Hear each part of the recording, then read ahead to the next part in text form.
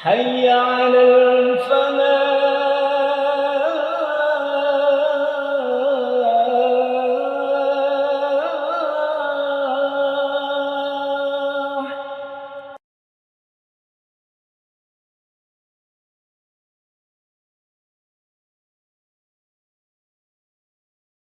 Assalamualaikum warahmatullahi wabarakatuh.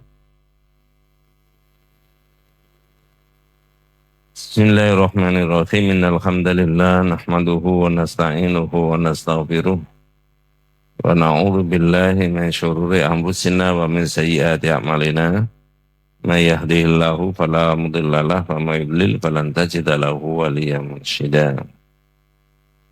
Asyhadu an la ilaha illallah wahdahu la syarikalah wa asyhadu anna Muhammadan abduhu wa rasuluhu la nabiyya ba'dah. Allahumma sholli ala Muhammad wa ala ali Muhammad kama shallaita ala Ibrahim wa ala ali Ibrahim wa barik ala Muhammad wa ala ali Muhammad kama barakta ala Ibrahim wa ala ali Ibrahim fil alamin innaka Hamidum Majid. Amma ba'du. Ma'asyiral muslimin rahimani wa rahimakumullah, usikum wa nafsiya bitaqwallahi faqad faza man ittaqa. Ibu-ibu yang dirahmati Allah Subhanahu wa taala, orang itu ketika sudah memperoleh ilmu, terutama yang kita geluti, yang kita pelajari ini,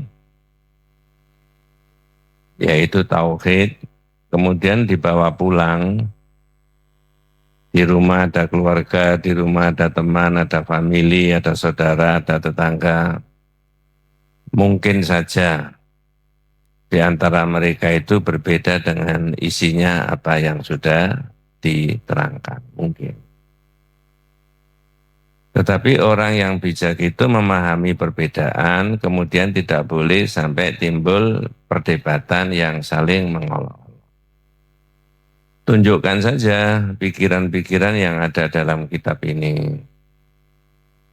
Ya, perkara mungkin berbeda, ya difahami dengan sebaik-baiknya. Makanya dalam kitab ini, bagian yang 12, ada judul pertentangan itu. Ketika ada orang belum pemahamannya seperti kita, mungkin belum bisa menerima isi kitab ini dengan sebaik-baiknya. Ya enggak apa-apa itu. Tapi kita tidak boleh berhenti.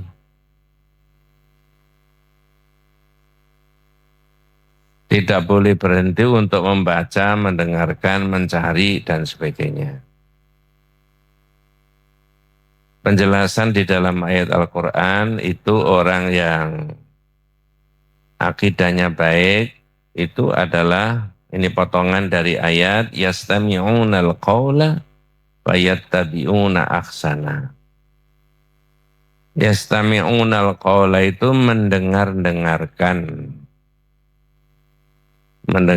pendapat, mendengarkan ide, mendengarkan gagasan, ya, dari berbagai sumber. Kemudian mengikuti yang terbaik. Ayatnya lengkapnya, walladzina istanabut tauhid ayya'buduha wa anabu ilallah lahumul busyra fabashshir ibad. Alladzina yastami'unal qawla fayattabi'una ahsanah. Ulaika alladzina hadahumullah wa ulaika hum ulul albab. Jadi saya mulai dari itu. Saya carikan ayatnya ya. Ya.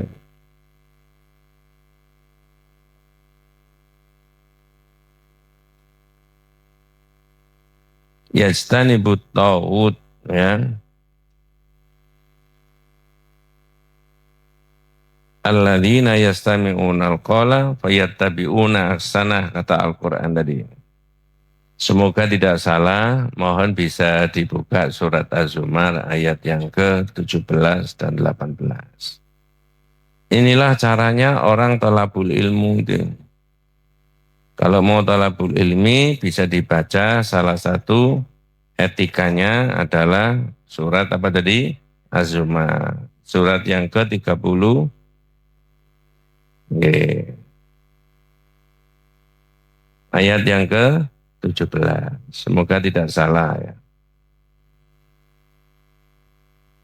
Nggih, betul. Terjemah. Masing-masing harus memendomani ini di dalam bersikap itu, Bu. Supaya kita bisa menseleksi, memfilter, menyaring berbagai ide, pendapat, gagasan.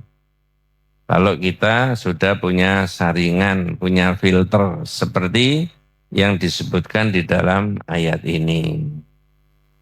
Surat 39 ayat yang ke-17. Walladzina tatanabut taghuta ayya'buduha wa anabu ilallah lahumul busyra. Fabashshir ibad.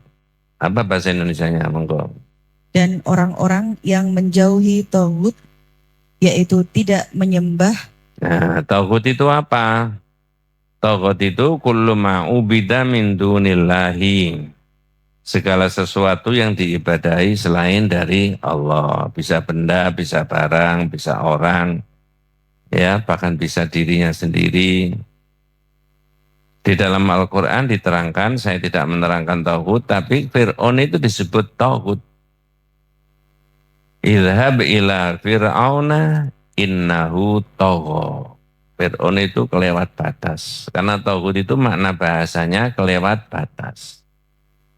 Kelewat batas dalam menyembah Allah. Mestinya orang Islam itu satu-satunya semua bentuk ibadah itu diarahkan kepada Allah. Nah, ini sikap orang yang menjauhi tauhid, berarti orang itu bertauhid. Lanjut, Mbak. Dan kembali kepada Allah. Nah, kembali kepada Allah. Kalau sudah niat taklim, membentuk di majelis taklim, banyak sahabat soleh solihah, ini jauhi tauhid, hanya kembali kepada Allah. Mau dapat apa orang begini ini? Monggo. Mereka pantas mendapat berita gembira. Ya, jenengan dan saya akan digadang-gadang memperoleh kabar gembira. Gembira juga bisa di dunia, orang itu kepada hidupnya di jalan yang lurus. Berita gembira juga bisa di akhirat. Itu al-aminuna fil akhirati, aman di akhirat. Aman dari mana? Aman dari azab dan murkanya Allah. Ya, apa ada orang yang sudah pernah cerita tentang azabnya dia? Ya enggak ada. Yang ada berita di dalam Al-Quran dan hadis. Dan kita wajib mengimani itu. Karena tidak ada orang mati setelah dimakamkan sekian hari, sekian bulan, bangun lagi lalu cerita. Memberitahu sia. Siapa yang mau diberitahu sia? Nah. Terus sikapnya bagaimana orang yang menjauhi tauhid, tidak menyembahnya dan hanya kembali kepada Allah tadi? Ayat berikutnya, yaitu mereka yang mendengarkan perkataan lalu mengikuti apa yang paling baik di antaranya. Sudah. Apa tadi, Bu? Mendengarkan. Berarti ini antum semuanya sudah ngaji di sini, mendengarkan di sana boleh enggak? Halo? Mendengarkan di sana boleh enggak? Ikut di sana boleh enggak? Tapi jangan ikut saja, harus ada filternya. Punya saringan enggak? Apa saringannya? Saringannya ya tauhid ini, iman ini. Kalau dalam pakai cara Jawa, orang itu kalau sudah nyentel dengan Allah dan Rasulullah, syahadat tentang Allah dan Rasulullah itu saringannya.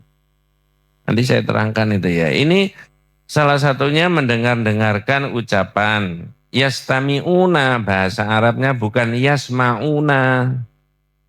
Kalau yasma'una satu arah, mendengarkan nitok, enggak mendengarkan yang lain-lain. Nah, kalau mendengarkan cuma satu, enggak ada perbandingan. Halo? Enggak ada apa? Nah, tapi kalau mendengarkan, kemudian setelah mendengarkan banyak tadi, fayat tabi'una asana. Mengikuti yang apa? Mengikuti yang paling baik. Lah kalau agama yang paling baik itu apa? Apa?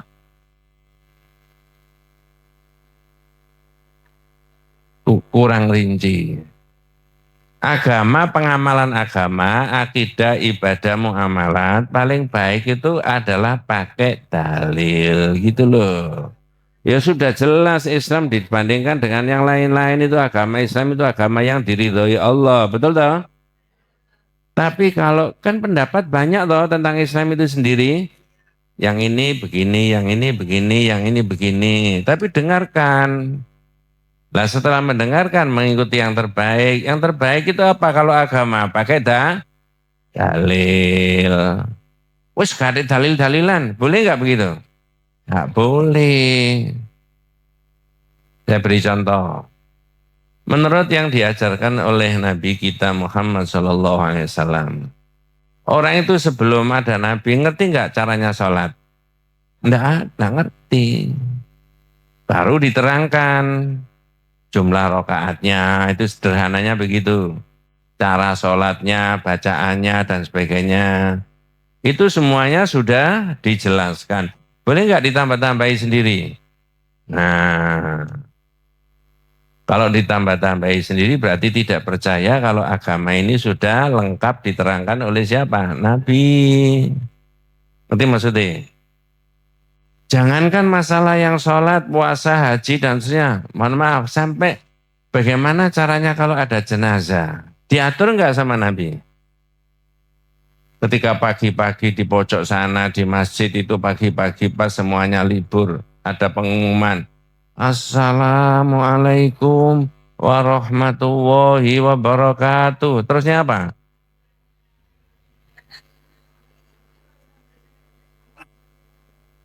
Saya potong dulu. Ada nggak orang mengumumkan kematian itu begini? Assalamualaikum warahmatullahi wabarakatuh. Ada nggak? Kenapa kok koyok yang pertama tadi itu? Nah. Lalu oleh Nabi diapakan? Bukan mengumumkannya itu yang yang penting.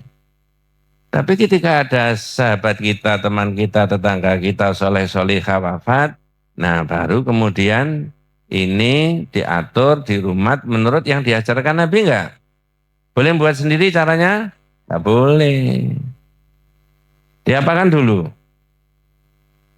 Diapakan dulu? Dimandikan. Setelah dimandikan, apa nih? Kainnya tertentu enggak menurut sunnahnya Nabi? Boleh enggak pakai kain batik? Ini yang mati orang Indonesia Nusantara. Nah, enggak toh? Orang Islam soalnya pakai kain kafan warnanya apa? Putih. Caranya mensolati saja diatur sama Nabi, betul ya? Berapa rakaat? Kok berapa rakaat? Takbirnya berapa kali? Semuanya harus bisa. Sehingga kalau kita itu ada pengumuman sahabat-sahabat solihah kita wafat itu gopohnya itu gopoh ikut nyolati, mendoakan. Ngerti maksud saya? Nah itu loh. Habis disolati kemudian dimakamkan. Cara memasukkan di kuburan aja di liang lahat diatur. Kalau ini sebelah utara, ini selatan. Memasukkan jenazah dari arah barat bareng-bareng gini, bisa masuk nggak? Ini lubangnya, kok kurang jelas gimana? Jenazahnya sebelah barat, dimasukkan dari sebelah barat, digelundungno gini, bisa masuk nggak? Bisa masuk nggak? Bisa. Loh, pertanyaan saya kan bisa masuk. Bisa toh? Dari timur sini bisa masuk nggak? Dikerek dari atas? Bisa. Tapi oleh Nabi dimasukkan lewat mana? Jangan tidak pernah ikut. Saya beritahu. Dimasukkan dari arah selatan. Ibu-ibu kan tidak pernah ikut toh? Berarti kalau dari arah selatan yang masuk dulu apanya? Kepalanya. Di dalam liang lahat ini sudah ada 3 orang yang akan menerima tadi. Jadi masukkannya dari sini, makanya besok jenengan kalau tidak dimasukkan dari selatan jangan mau.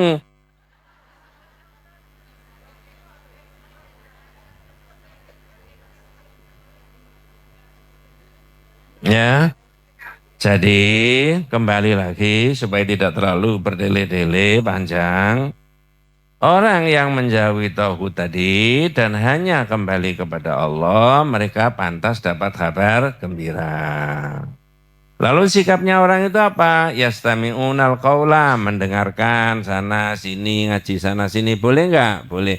Lalu mengikuti yang terbaik. Saya tadi matur panjenengan, yang terbaik kalau di agama itu pakai dalil. Terus saya beri contoh sholat, memasukkan jenazah dari sini, itu semuanya ada dalilnya, enggak karangan sendiri. Agama kok ngarang sendiri, enggak boleh. Harus pakai apa? Nah, di situ. Ya, orang mau beli baju saja masuk toko ini, boleh enggak? Ketika belum beli model online, masuk toko ini, boleh enggak? Masuk toko ini, boleh enggak? Lalu milih yang mana? Yang terbaik. Lah kalau baju terbaik menurut versi masing-masing. Budgetnya berapa, kayaknya mana yang disukai. Tapi kalau agama tidak ada opsi lain kecuali pakai apa? Nah, di situ. Bingung? Kalau orang bisa begitu mengikuti yang terbaik, endingnya dapat apa? Ulaikal ladzina hadahumullah wa ulaika hum ulul albab. Monggo. Mereka itulah orang-orang yang telah diberi petunjuk oleh Allah. Nggih. Dan mereka itulah orang-orang yang mempunyai akal sehat. Ya, jadi kalau kepengen akalnya sehat, halo, akalnya apa tadi? Caranya gimana? Mendengar-dengarkan lalu mengikuti yang paling baik pakai dilala. Maka saya ngaji di mana-mana itu saya paling senang kalau ada kitabnya. Ini jamaah ada yang tanya, Ustaz, enggak bawa kitab enggak apa-apa? Enggak apa-apa, Bu. Kadang bawa, kadang enggak, boleh. Jangankan begitu, wong sendenai boleh kok ya. Ya. Mengapa kalau saya memulai dari situ? Yang kita bahas kemarin bagian 12 itu apa? Ma'rokatut tauhid wa syirik, pertentangan. Lah kalau ada pertentangan, ada perbedaan, tadi solusinya di dalam iman kita dan akidah kita mengikuti yang terbaik. Ngerti maksudnya ya? Makanya tadi saya matur panjenengan setelah ngaji ini bertahun-tahun, pulang kemudian mungkin ada berbeda di masyarakat. Dengan keluarga, dengan famili, dengan teman. Pilihannya yang mana? Yang terbaik. Yang terbaik mana? Pakai dalil. Tidak usah gontok-gontokan. Nah, kemudian yang nomor 1 itu sudah dibahas bahwa pertentangan antara tauhid dengan syirik itu sudah sejak zaman dulu. Sejak zaman Nabi siapa? Nuh. Oh, kalau begitu sebelum Nabi Nuh tidak ada pertentangan antara tauhid dengan syirik. Tidak ada, orang tidak ngerti syirik itu apa kok. Halo? Tidak ngerti apa. Hah? Udah, biarin aja. Sekarang saya tanya, ya. Kalau pertentangan mulai zaman Nabi Nuh itu, ya, lalu pemicunya apa? Ngerti pemicunya. Cikal bakal timbulnya pertentangan itu loh zaman Nabi Nuh itu perkara apa? Halo? Perkara apa? Wong 1 bulan sudah saya terangkan A sampai Z kok. Ini sambil ngecek bukunya dibaca apa enggak. Perkara apa pemicunya? Cikal bakalnya. Kok ada pertentangan antara tauhid dengan syirik itu? Bermula dari tambah ngeluh saya itu. Jawablah sesuai dengan ada di dalam kitab ini. Zaman Nabi Nuh itu ada orang soleh-soleh namanya Wad, Suwa, Yahud, Ya'uk, Nasr, betul nggak? Terus diapakan orang soleh? Orang soleh meninggal. Tadi diam aja, sekarang bangun. Orang soleh meninggal toh, yang bisik-bisikkan itu setan supaya dibuat patung-patungnya. Lalu dikerjakan. Saat itu tidak disembah, ini pakai bahasa Indonesia. Tapi lama-lama bisa disembah, faktornya apa? 2. Satu, jarak waktunya cukup lama. Bisa ratusan bahkan ribuan tahun antara waktu dipatungkan itu sampai ini generasi berikutnya. Patungnya masih ada. Yang kedua, ilmu agama tidak dipelajari lagi. Ngerti maksudnya? Lama-lama bisa diapakan? Nah, disitulah awal terjadinya konflik atau pertentangan antara tauhid sama syirik. Oleh karena itu para nabi setelah Nabi Nuh itu diperintah oleh Allah untuk mengembalikan tauhid. Tercatat di beberapa kitab ini diterangkan Nabi Hud, betul ya? Nabi Soleh, Nabi Syu'aib. Kemudian Nabi siapa? Ibrahim. Sampai Nabi Muhammad enggak? Sampai Nabi Muhammad disuruh mengembalikan tauhid, suruh memerangi apa? Mengembalikan tauhid, kalau mengembalikan tauhid memerangi apa? Mengembalikan orang menyembah Allah satu-satunya berarti menghindari dan menghentikan menyembah selain dari, betul ya? Sekarang Nabi Muhammad sudah tidak ada, sudah ribuan tahun yang lalu dipundhut sama Allah. Ini 2026. Sekarang masih berlaku enggak perintah mengembalikan tauhid itu? Masih. Jenengan ini termasuk golongan yang kepengen mengembalikan tauhid apa tidak? Tidak. Oh iya. Makanya ngotot ngaji nih. Masya Allah ya. Mari kita penuhi nanti masjid ini. Para pendukung-pendukung dakwah tauhid semuanya kita undang dari berbagai daerah untuk datang ke sini. Setuju enggak? Jangan mendahului saya. Ya, sudah di-share. Oh, luar biasa. Itu sahabat kita semuanya.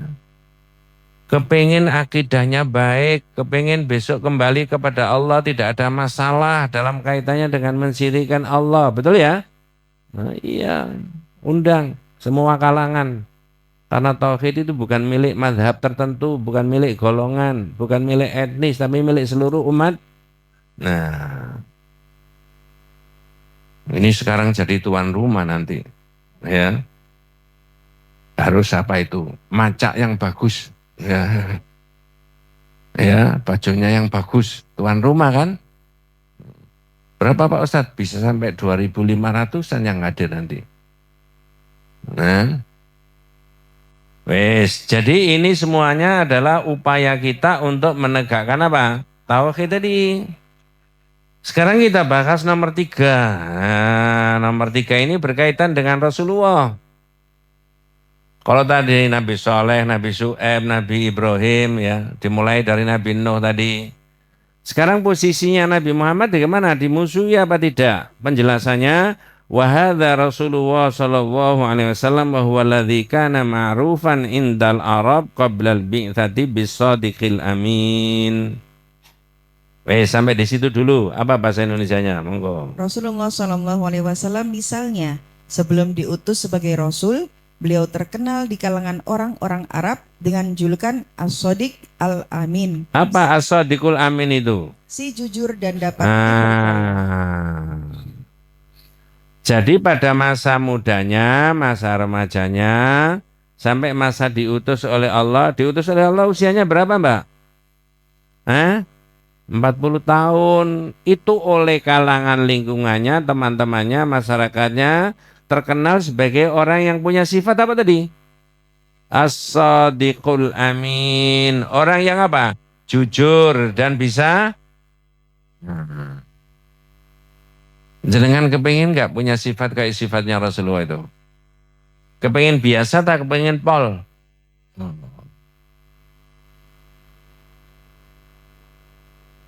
Kalau jenengan lihat fenomenanya di masyarakat itu banyak orang yang jujur enggak sekarang itu?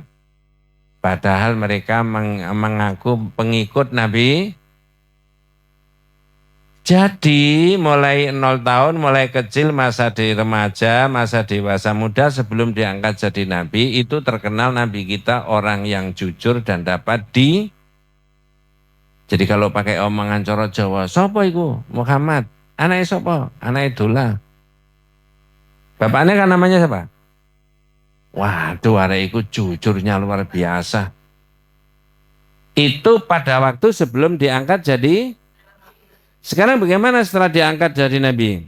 Lamma da'ahum ila ibadatillahi wa tauhidihi, ya. Wa taraka ma kana ya'budu aba'uhum nasu sidqahu wa amanatahu. Nah, ini persoalannya. Lanjut. Tetapi tatkala beliau mengajak kaumnya menyembah kepada Allah, Nah, ketika mengajak kaumnya untuk menyembah Allah satu-satunya dengan meninggalkan semua berhala-berhala besar dan kecil dan macam-macamnya itu tadi. Gimana sikapnya orang Arab terhadap Nabi Muhammad tadi? dengan serta-merta mereka lupa dengan kejujuran dan keamanan. Iya. Jadi kalau pakai bahasa kita, loh, saiki kok boleh koyok ngono. Ngerti maksudnya? Saiki kok boleh koyok ngono. Lah ini loh kalau ditarik sekarang 2026 jenengan sudah mantep akidah tauhidnya, mungkin berbeda yang saya sebutkan tadi, mungkin bisa ditanya, ini ngaji apa kok boleh kayak ngono, iya kan? Jenengan jawabnya gimana? Ngaji tauhid, itu loh. Tauhid itu mengajak menyembah Allah satu-satunya, betul ya? Minta kepada siapa? Tidak boleh minta kepada benda, barang, orang yang sudah mati, dan sebagainya. Orang awam yang tidak paham, tidak biasa ngaji, mungkin ketika ziarah kubur itu, ziarah kuburnya boleh. Tapi minta kepada orang yang sudah wafat boleh enggak? Tapi ada enggak? Lah itu jenengan aturi, enggak boleh, semuanya menyembah Allah. Kalau belum ngaji tauhid, cenderungnya apa? Menolak. Bingung? Nah. Jadi sifat as-sadiqul amin, jujur dan bisa dipercaya, itu oleh direaksi orang kafir menjadi beda. Kok boleh kaya ngono? Ngerti maksudnya? Nah itu jenengan sejak ngaji di Al-Falah mungkin saja ada orang bilang gitu. Ada enggak kira-kira? Ada. Kok siji kan begitu? Ada enggak begitu? Udah biarin aja. Ya. Enggak apa-apa. Kalau perlu diajak apa? Ngaji. Ya, bukan karena saya, untuk kepentingan diri sendiri kan. Iya. Saya kepengennya ngaji itu ya jangan banyak-banyak, sak-red gini aja supaya enggak kenger saya itu bolak-balik sini. Apa bahasa Indonesia kenger itu? Enggak. Saya kepengennya ya satu ini aja, enggak sini, itu loh. Tapi kehendak umat ingin membersihkan akidah kan tidak boleh ditolak toh. Nah, di situ ya. Nah, ini kalau nanti lain kali yang datang 2 kali lipat ini gimana itu caranya?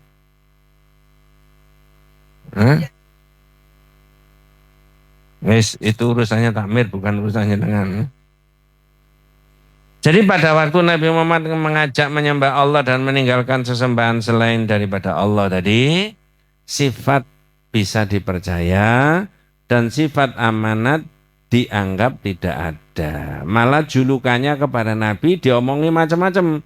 Waqalu, mereka berkata tentang Nabi Muhammad, Nabi kita itu apa? Sahirun, kadzabun. Apa sahirun? Tukang sihir. Kenapa kok disebut tukang sihir?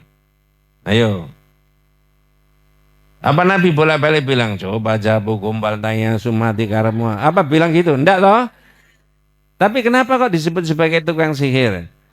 Disebut sebagai tukang sihir karena dawuhnya Rasulullah itu enak, orang bisa kepencut. Iya toh? Kalau kepencut kepada kebaikan boleh enggak? Boleh.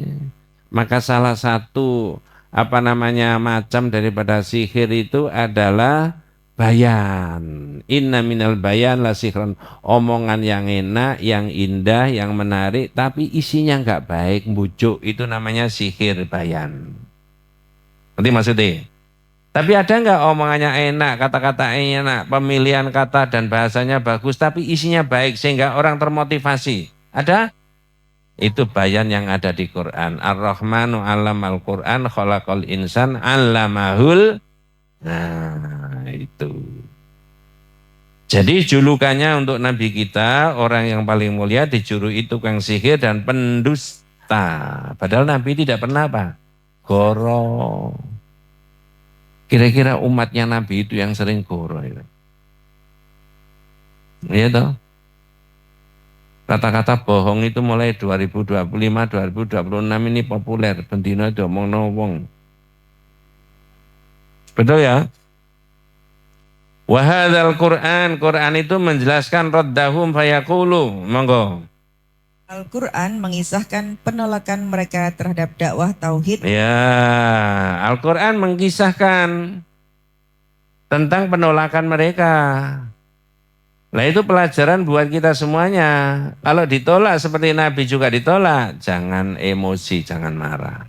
Disuruh sabar. Kalau belum paham disuruh sabar, jelaskan aja. Penolakan mereka disebutkan, digambarkan di dalam Al-Quran. Surat Shad ayat 4, 5, dan 6. Di situ yang 6 tidak diikutkan. Monggo.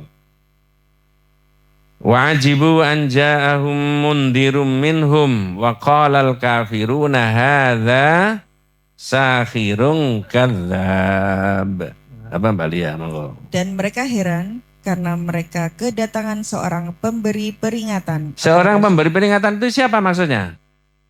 Rasul memberi peringatan kepada mereka enggak? Iya, tentang akidah yang betul toh. Tentang caranya ibadah kepada Allah kan? Tentang caranya hubungan dengan manusia. Nah, jangankan begitu. Hubungan tetangga sama tetangga saja loh diatur sama Ihsan. Betul ya? Nah, lanjut Mbak, monggo. Dan orang-orang kafir berkata, ini adalah seorang ahli sihir yang banyak dusta. Ya, ahli sihir, yang kadzab, pendusta, padahal Nabi tidak pernah begitu. Berikutnya yang kelima, ini sudah sering kali disebutkan, monggo. Mengapa ia menjadikan Tuhan-Tuhan itu Tuhan yang satu saja? Nggih. Sesungguhnya ini benar-benar suatu hal yang sangat mengherankan. Aja'alal alihata ilaha wahida inna hadza la syai'un ujab. Mengapa Muhammad menjadikan Tuhan banyak dijadikan cuma apa? Satu. Coba saya tanya jenengan. Semuanya harus bisa menjawab. Apakah sebelum Nabi Muhammad mengajak menyembah Allah satu-satunya itu bagi kalangan Arab jahiliyah banyak Tuhan yang dipercayai? Jawabannya, iya. Bisa benda, bisa barang, bisa keyakinan manusia. Tapi Nabi Muhammad datang mengajak menyembah satu-satunya. Ngerti maksudnya? Konsepnya pakai apa kalimatnya? La ilah. Bahasa Indonesianya? Salah. La ilaha illallah. Bahasa Indonesianya? Tidak ada Tuhan yang berhak disembah kecuali Allah. Jangan diterjemahkan tidak ada Tuhan kecuali Allah. Siapa bilang nggak ada Tuhan? Banyak Tuhan kan? Kalau Tuhan itu lebih dari satu diucapkan bukan Tuhan, hantu. Iya loh. Coba sampean ucapkan Tuhan berkali-kali lah bisa jadi hantu. Tuhan. Tapi kalau satu saja, Tuhan, ya kan? Nah. Jadi mengapa Muhammad menjadikan Tuhan banyak, dijadikan cuma satu? Berarti,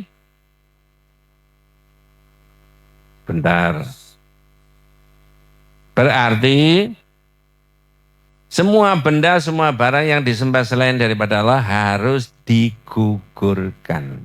Kecuali siapa?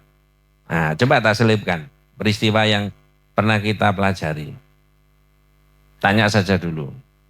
Siapa pamannya Nabi Muhammad yang memelihara Nabi Muhammad, membela Nabi Muhammad mulai dari usia 8 tahun sampai kira-kira usianya Rasulullah 53 tahun? Semua orang ngerti. Pamannya namanya? Ketika Abu Thalib menjelang wafat, itu Nabi Muhammad datang ke situ. Ingat? Siapa tadi menjelang wafat tadi? Abu Thalib. Yang didatangkan di situ siapa tadi? Nabi Muhammad. Apa lafalnya Nabi Muhammad membimbing pamannya? Enggak, sebelum itu apa? pakai bahasa Arab. Ini pamannya menjelang wafat, Nabi Muhammad datang ke situ dibimbing sama nabinya. Ya ammi qul la ilaha illallah kalimatan hajjulaka biha indallah. Paman, ucapkan la ilaha illallah. Hanya dengan kalimat itu aku bisa membela engkau di hadapan Allah. Itu maknanya kalau jenengan ini konsisten, istiqomah, la ilaha illallah sampai wafat, nanti dibela sama Nabi. Jangan bermain-main dengan kalimat itu. Tapi Abu Thalib baca la ilaha illallah enggak? Walaupun di situ ditunggu ada 2 orang itu ya. Abdullah bin Abi Umayyah dan Abu Jahal. Jangan dijawab enggak bisa. Bukan tidak bisa. Ayo saya tanya. Ini serius. Jangan mendahului saya. Tidak bisa apa tidak mau? Tidak mau. Beda toh. Ini ngaji temenan ini. Tidak, bukan tidak bisa. Andai kata Abu Thalib itu mau melafalkan la ilaha illallah, jelas fasih Abu Thalib sama sampean. Iya loh. Nah pertanyaannya, kenapa tidak mau? Ada 3 jawabannya. 1, tidak dapat hidayah dari Allah. Berarti ini semuanya yang hadir, zahirnya dapat hidayah apa tidak? Dapat. Terus yang itu, yang ngaji enggak ngaji, ngaji enggak ngaji, dapat hidayah apa enggak itu?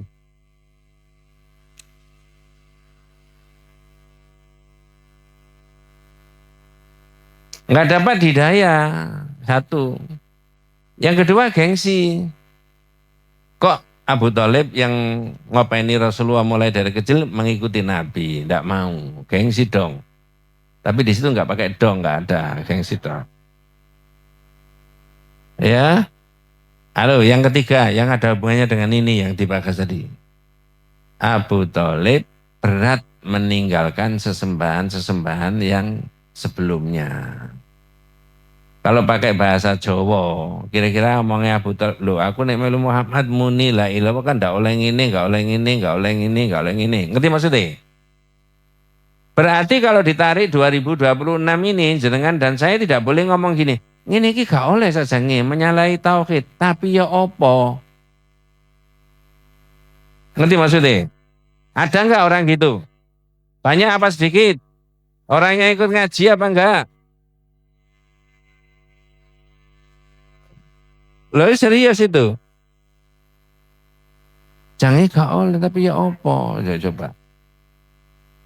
Ya gak oleh ya enggak boleh ya sudah, apa artinya ngaji? Nah, sampai emosi saya itu. Ya. Itu ya. Makanya di sini diterangkan aja'alal alihata ilaha wahida inna hadzal syai'un ujab. Mengapa Muhammad menjadikan Tuhan banyak dijadikan cuma 1? Heran itu. Itu tidak berhenti sampai pada zaman Nabi sampai sekarang.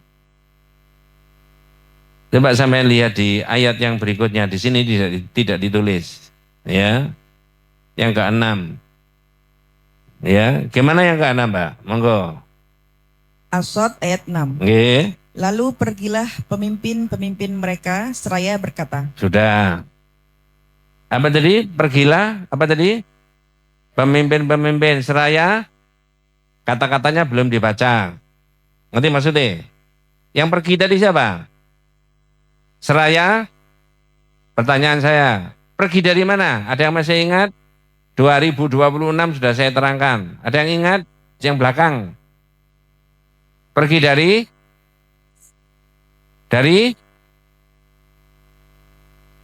pasar. Dari rumahnya. Kenapa? Kok kumpul di rumahnya Abu Thalib? Ceritanya agak panjang. Jadi nabi kita itu Bu, mudah-mudahan besok kita kumpul di surganya Allah bersama Nabi Muhammad. Inilah pentingnya orang. Benar Bu. Nabi Muhammad itu dakwah tidak boleh menyembah ini macam-macam. Lalu orang kafir itu marah. Marahnya gimana? Mau menghentikan dakwanya Nabi. Ini saya ringkas ceritanya. Lalu mereka mendatangi rumahnya Abu Thalib. 10 orang itu mengatakan, kalau pakai bahasa kita, kata-katanya 10 orang mendatangi Abu Thalib itu apa kata-katanya mereka? Kalau pakai bahasa Indonesia.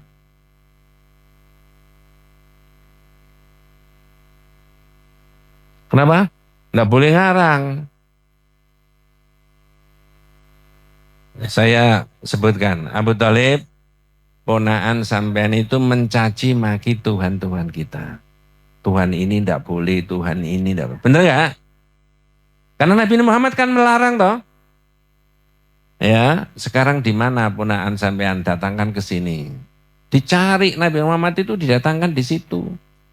Berarti di situ itu ada Abu Thalib, pamannya Rasulullah, ada Rasulullah yang dicari, didatangkan di situ ada orang kafir 10 orang. Abu Thalib yang ngomong. Kalau pakai bahasa kita, wahai ponaanku, ini kenapa orang-orang ini mengadukan kamu kepada saya? Benar enggak kamu itu mencaci maki Tuhan-Tuhan mereka? Ini enggak boleh, hanya diarahkan sama Allah saja. Nabi Muhammad diam aja. Begitu Abu Thalib selesai ngomong, Nabi Muhammad jawab, ya Ammi, apa? Paman. Di depan siapa tadi?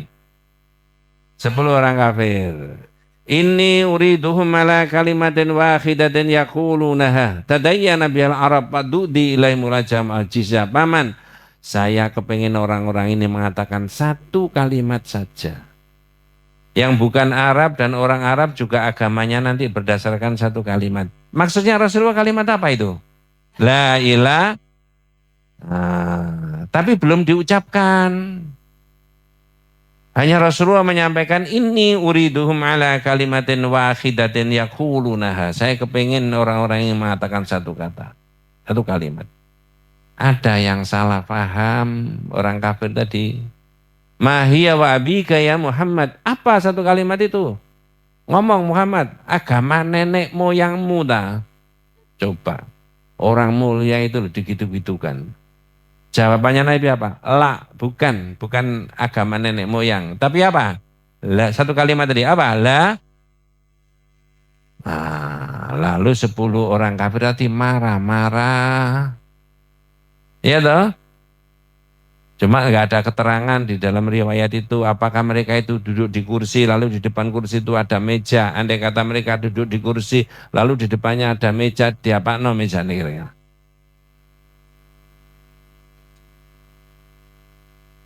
Loh ini serius itu. Maka yang ke-6 tadi, apa terjemahnya? Pergilah kamu dan tetaplah menyembah Tuhanmu. Wantolakol mala'u minhum animshu wasbiru ala aliyadikum. Inna hadha la syai'u yurad. Apa yang ke-6 Mbak Lia? Monggo. Lalu pergilah pemimpin-pemimpin mereka seraya berkata, pergilah kamu dan tetaplah menyembah Tuhan-Tuhanmu. Sesungguhnya ini benar-benar suatu hal yang dikehendaki. Ya, makanya tadi saya sebutkan. Jenengan sudah ngaji di sini sebelum masjid ini direnovasi. Betul ya? Hitung-hitungan tahun sudah lebih dari 7-8 tahun. Kurang lebihnya Mbak Lia ya. Berarti sudah dapat ilmu banyak ada di kitab. Dibawa pulang, diamalkan di rumah. Akidahnya betul, mungkin beda. Ngerti maksud saya? Dengan teman, dengan sahabat, dengan saudara. Akui sebagai teman, sebagai sahabat, sebagai saudara. Tapi ketika belum menerima akidah yang betul, ya sudah sendiri-sendiri. Kan begitu kan? Ini oleh-olehnya ngaji. Terus bagaimana Pak Ustadz yang ngaji, gak ngaji-ngaji? Ya gampang. Gampangnya gimana? Yang ngaji rutin memberitahu kepada yang tidak ngaji. Kemarin apa yang diterangkan? Bodoh pokoknya. Jangan, ada kitabnya. Paling tidak itu bisa menyebut yang diterangkan bab 12, bagian 12. Nomor sekian sampai nomor sekian, halaman sekian sampai halaman sekian. Minimal itu. Nanti maksudnya. Berikutnya wa kadzalika ma atalladzina min qablihim min rasulin illa qalu sahirun au majnun. Ayat berikutnya dalam kitab itu, monggo.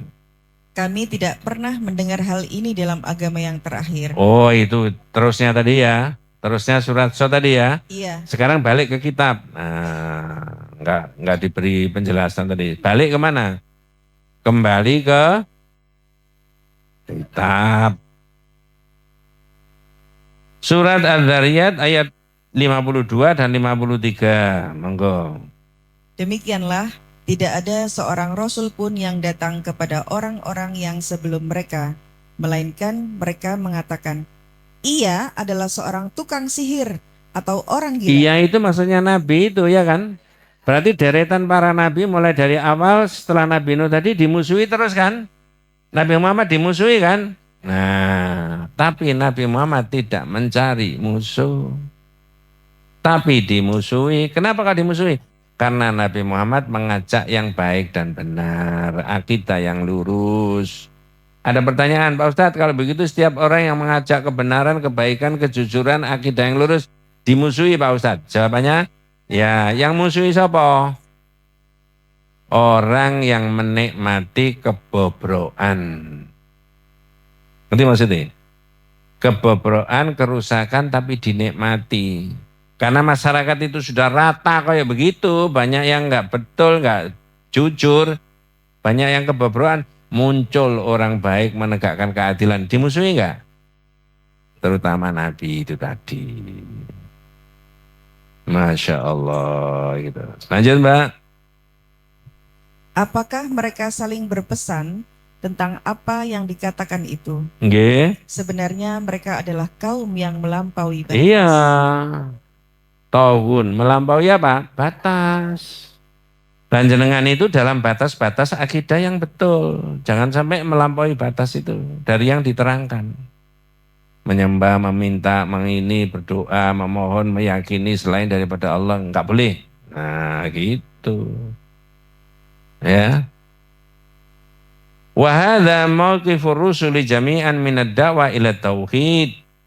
Wa hadza huwa mauqifu aqwamihim al-mukadzibina al-muftarin.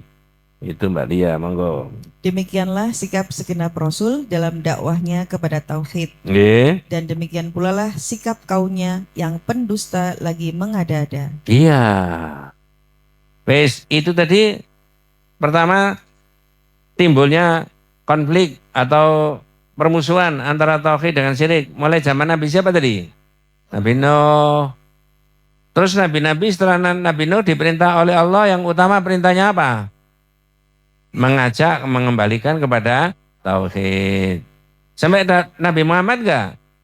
Ya, dimusuhi enggak? Sekarang bahas 2026. Halo? Saya ajak bahas 2026 itu. Ada yang ngomong gini, ini bahas apa Pak Ustadz? Bahas omong-omong tak? Enggak. Bahas tauhid. Omong-omong. Ya boleh omong-omong mengenai apa? Tauhid. Masya Allah. Nomor 4.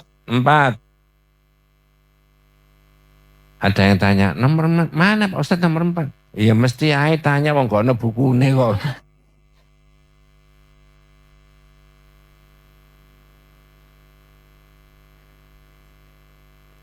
Wa fi asrinal hadir khinama yad'ul muslimu ikhwanihi ila al-akhlaq was-sidqi wal amana la tajidu mu'aradan lahu. Nah, ini dimulai dari penjelasan itu nomor 4. Pada zaman kita saat ini tergantung yang baca kitab. Mudah-mudahan kitab ini dibaca oleh anak cucu kita besok ya Bu ya. Nah, kita sudah enggak ada, kitabnya masih ada di situ, kitabnya itu loh murah. Nah, jangan beli pulsa 1 bulan sama beli ini itu mahal beli pulsa. Padahal awet kitab ini ya kan. Kalau kitab ini jelas isinya baik, pulsa dibuka kadang-kadang isinya enggak karu-karuan itu ya, betul ya? Betul ya? Ndelok masa bolak-balik. Saya lumayan begitu. Lihat cucunya orang, lihat anaknya orang itu. Wa fi asrina hadir, pada zaman kita sekarang ini, mudah-mudahan besok kitab ini juga dibaca anak cucu kita, ya kan? Nah, sekarang saya beritahu, kalau boleh nggak ini kitabnya jenengan dioret-oret, ngaji tanggal sekian, keterangannya tambahnya Pak Ustadz ayat ini, boleh. Oh, besok ketika jenengan sudah nggak ada dibaca anak cucu kita, waduh mama dulu rajin ya ngaji ya. Masya Allah ditulis tanggal sakmene tanggal. Mungkin saja toh kita sudah nggak ada. Lalu mereka mendoakan, mudah-mudahan Allah mamaku itu diberikan rahmat, diberikan ampunan, betul ya? Dicocok nambah koncone. Lah mamaku kok ana tulisannya blas.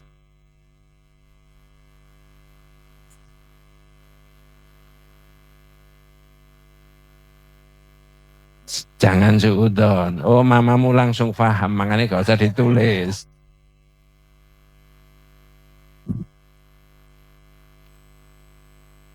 Ketika orang muslim mengajak saudaranya muslim yang lain, mengajak kemana? Bidang apa, monggo? Pada zaman kita saat ini, jika seorang muslim mengajak saudara muslim lainnya kepada akhlak, kejujuran, dan amanah, ia tidak akan menemukan orang yang menentang. Jadi maksudnya itu kalau jenengan mengajak orang, mari kita berbuat yang adil, yang jujur, sosial, menyantuni orang, yang begitu-begitu, yang bukan tauhid maksudnya. Halo? Membantu orang ini, itu tidak ada pertentangan. Semua orang sepakat. Ngerti maksudnya? Berikutnya, fa idza qama yad'u ila tauhid alladzi da'at ilahi rusulu wa huwa du'a'u wa wahdahu wa adamu du'ai man siwahu minal anbiya ya wal auliya alladzina hum ibadullah ya qaman nasu yu'ariduna. Nah, ini beda. Lanjut, Mbak. Berbeda halnya jika ia mengajak mereka kepada tauhid. Saya ulangi. Tadi pertama mengajak kemana tadi? Akhlak, kejujuran, kebaikan, kebersihan, membantu orang. Ada pertentangan? Nah, lanjut. Berbeda halnya jika ia mengajak. Ya, berbeda kalau mengajak kepada tauhid. Hanya menyembah Allah. Tidak boleh minta apa-apa kepada yang sudah wafat. Kecuali mintanya kepada siapa? Allah. Tidak boleh pakai jimat, tidak boleh pakai dukun, datang ke dukun dan sebagainya. Itu kesemuanya kan tauhid toh. Lanjut, monggo. Yaitu beribadah hanya semata-mata kepada Terus? Allah dan tidak memohon kepada selainnya. Ya, tidak minta, tidak memohon, tidak berdoa kepada selainnya. Termasuk siapa? Masuk kepada para nabi atau wali. Yes. Yang terjadi gimana yang terjadi? Niscaya orang-orang segera menentangnya dan menuduhnya dengan berbagai tuduhan dusta. Iya. Ini diterangkan dan ini nyata. Di masyarakat ada begitu. Betul ya? Ngumpulkan dana nyantuni, ada tetangga kita sana itu loh enggak bisa sekolah, ini udah mau sekolah, besok mau sekolah. Sepatunya suwek, ya begitu ya. Dibantu. Tapi kalau diajak tauhid, ada kemungkinan belum mau. Bahkan bukan hanya belum mau, menentang. Bener toh? Iya. Terus kalau mati bawa apa? Kalau tidak akidahnya baik gitu loh. Ya. Dijuluki macam-macam ini, itu, dan sebagainya. Saya pernah ditanya jamaah, Ustadz buku ini boleh nggak dipinjam teman saya? Jawabannya apa? Boleh. Dibaca sahabat saya boleh? Boleh. Ya. Kadang-kadang ada sampai ke saya, katanya enggak boleh belajar kitab itu. Loh, ini salahnya di mana? Ngerti maksud saya? Ada yang keliru enggak kitab ini? Enggak, saya tanya teman saya tadi ya kok sampean yang jawab. Ayatnya jelas. Hadisnya jelas, penjelasannya jelas. Yang keliru di mana? Ya kalau begitu yang terjadi ya kita hanya mohon kepada Allah, mudah-mudahan Allah memberikan hidayah. Ini kalau saya lihat banyak yang belum bawa kitab ini, rasanya kepengen tak kasih kitab aja sampai nanti ben kapok. Ya. Kenapa? Lah ya banyak yang belum bawa kitab ini, rasanya itu saya itu emosi kepengen tak kasih kitab aja itu. Ya. Mau enggak?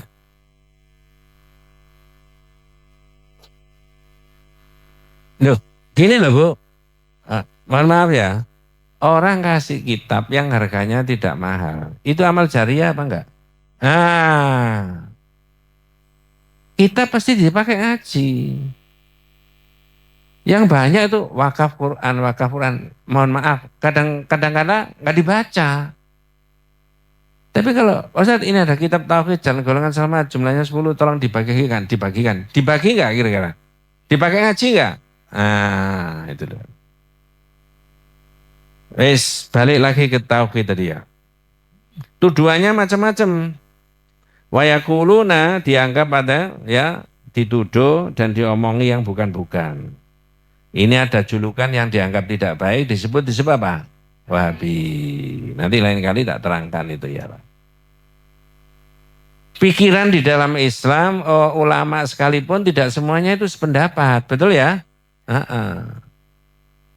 Ya, tuduhannya macam-macam ya.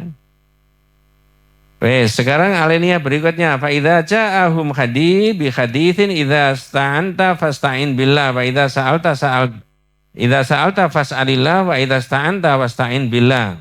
Itu apa namanya? Hadis halaman 72 itu. Andai kata, ini mohon maaf gini ya, saya kasih contoh. Ini tradisi masyarakat biasanya tidak minta kepada Allah, minta kepada Nabi, minta kepada wali, minta tolong sama ini dan sebagainya itu loh. Ngerti maksudnya? Terus diajari, minta aja kepada Allah, tidak boleh, ada dalilnya. Dalilnya ini. Itu kadang-kadang belum bisa menerima secara sepenuhnya. Pertanyaannya begini, ada nggak orang minta tolong kepada Nabi hari gini, 2025? Bahasanya gimana bahasanya? Saya boleh menirukan? Halo? Ini bukan mengolok-olok ya. Dengarkan. Yang dengarkan kemudian nanti dijelaskan maknanya, mudah-mudahan diberi rahmat sama Allah.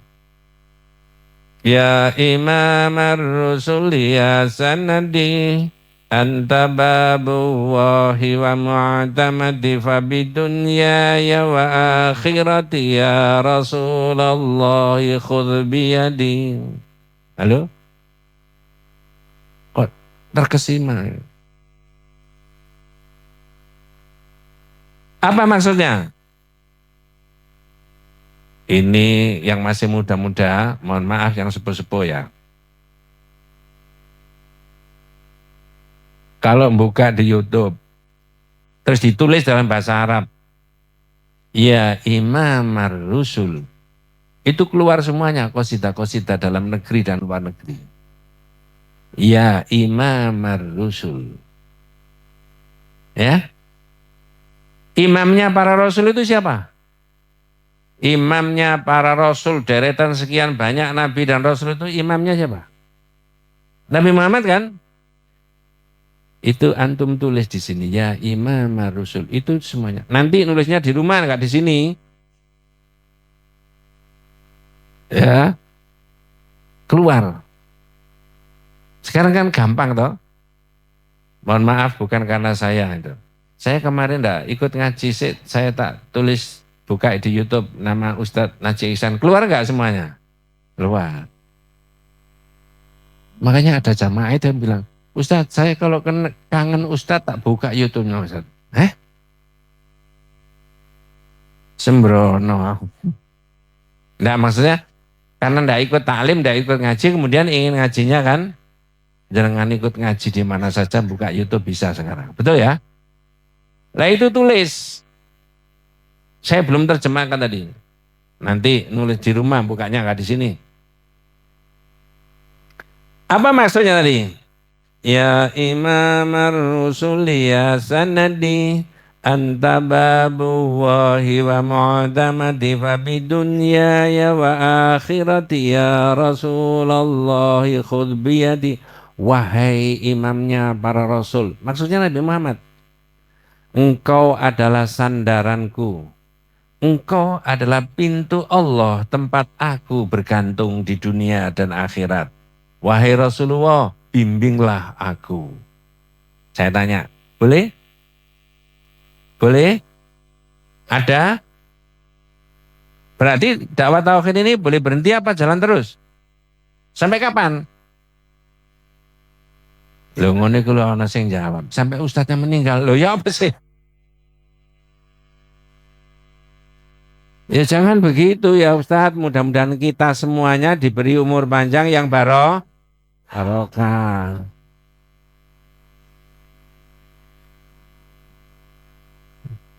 Umur panjang yang barokah. Nah dalam pandangan akidah tauhid hari gini minta tolong sama Rasulullah boleh nggak Bu? Boleh. Menyalahi iya kana abudu. Apa bahasa Indonesianya iya kana abudu iya kana sain? Hanya kepadamu kami memohon dan hanya kepadamu kami meminta apa? Pertolongan. Itu. Ya. Coba kalau ditelusuri itu mungkin ada di masyarakat itu. Grup-grup mohon maaf saya nggak alergi grup-grup apa Qasidah yang isinya melantunkan begitu. Ya. Saya pernah diundang untuk memberi tausiah, tapi sebelum memberi tausiah itu kan sudah biasa ada ini ada itu ya. Ya itu bukan wilayah saya sudah nyetel musik itu. Itu yang qasidah seperti itu. Lagunya macam-macam. Padahal di masyarakat itu kadang-kadang orang kadung asik itu Masya Allah. Tonggonya itu dekat begini. Ya. Terutama di kampung-kampung itu. Sampai malam itu pengerasnya masih saja itu. Iya toh? Jam 10 malam-malam mengganggu toh. Orang mau tidur, orang mau ngaji, orang mau ini. Masih lagu saja. Kadang-kadang saya dengarkan dari jauh itu sudah malam, tapi masih begini yang dilantunkan. Malam ini.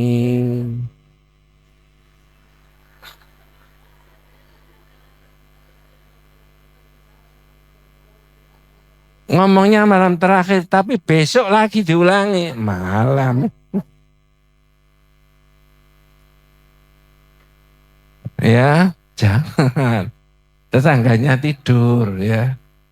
Masya Allah. Jadi maksud saya, ibu-ibu sekalian, bahwa zaman sekarang pun ketika orang mengajak untuk hal-hal yang di luar tauhid, ada kemungkinan didukung banyak orang. Betul ya?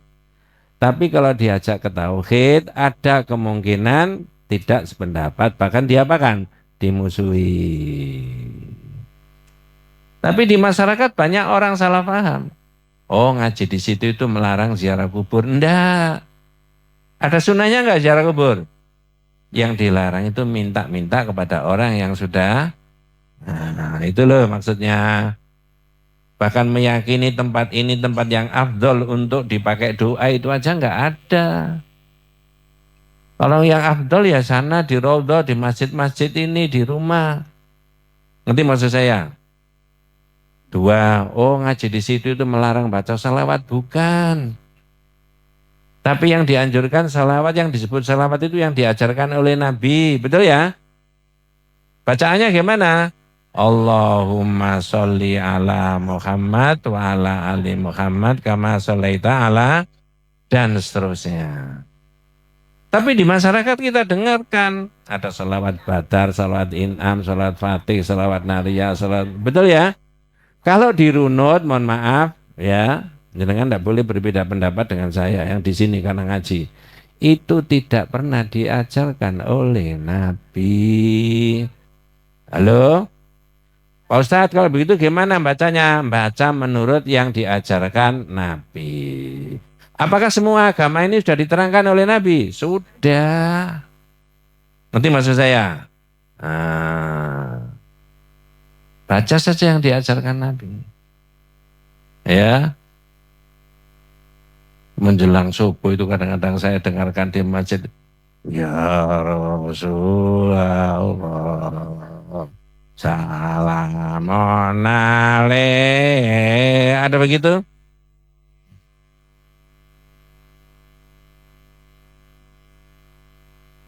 Jangan mengolok-olok, tapi terangkan itu bukan di ajarannya Nabi. Gitu loh. Nah, itu kan membangunkan orang. Nah, kalau membangunkan orang kata Nabi zaman dulu suruh adzan menjelang subuh. Iya toh? Tapi coba kalau sekarang adzan pertama digemakan di masjid, ada orang kaget. Ini subuh tadi gitu. Ngerti maksudnya? Karena nggak terbiasa, sunahnya nggak dihidupkan lagi. Ngerti maksud saya? Nah, Masya Allah. Sekarang saya tanya. Halo? Dulu Nabi mengajarkan tauhid, ditentang nggak? Nabi itu diperintah oleh Allah disuruh sabar. Ya, sambil berdoa. Tapi tidak boleh berhenti berdakwah. Dengan ngaji di sini, dibawa pulang ada yang berbeda, sabar saja dulu. Jangan gontok-gontokan. Ngajinya tambah ditemani, betul ya? Tambah yakin, tambah paham, nanti sekali tempo diterangkan. Sambil berdoa, mudah-mudahan diberi pemahaman yang baik dan benar. Itu perintahnya. Para dai kepada tauhid yang nomor 5 itu hendaknya apa? Bersabar, ya. Dan apa? Meneladani Rasulullah Sallallahu Alaihi Wasallam yang kepadanya Allah berfirman, wasbir ala ma yaquluna wahjurhum hajron. Nah, jangan berdebat, sabar saja. Apa bahasa Indonesianya? Monggo. Dan bersabarlah terhadap apa yang mereka ucapkan. Ya memang sudah diucapkan begitu. Sabar dulu, tenang, berdoa, memohon. Terus? Dan jauhilah mereka dengan cara yang baik. Ya, sementara dijauhi dulu dari sisi akidah beda. Kalau ada yang berbeda loh maksud saya. Betul Bu ya? Jangan-jangan saya terangkan begini, ini nanti bulan Agustus malah separuh ndak ikut ngaji. Kira-kira ndak ikut ngaji, tambah semangat ngajinya. Yang semangat mudah-mudahan putra-putrinya diberikan rezeki yang melempang sama Allah. Yang tidak semangat, semoga semangat. Suruh sabar. Jadi jenengan ngaji itu, jadi wong Jawa ana oleh. Ya ini gak oleh ya, ana dalile ya. Minta sama Nabi itu ndak boleh, mintanya kepada ngaji nanti gak usah ngaji.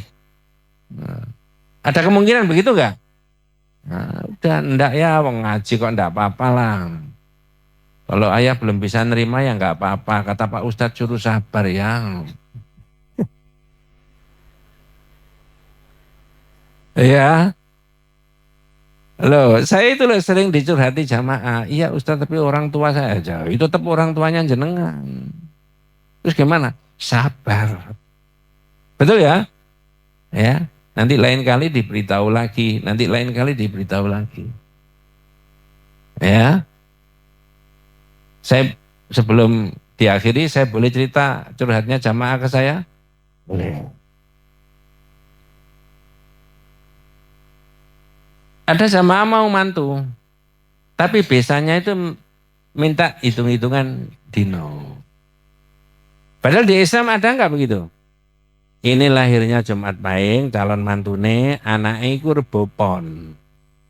Apa? Jumat Pahing sama Rebo Pon itu 58, 58. Bener nggak?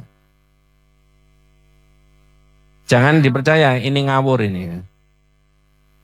Terus mau orang mencari hari yang baik, pas hari apa, bulan apa, supaya besok rezekinya lancar, tidak ada masalah rumah tangga. Ini kan tidak percaya sama Allah kan?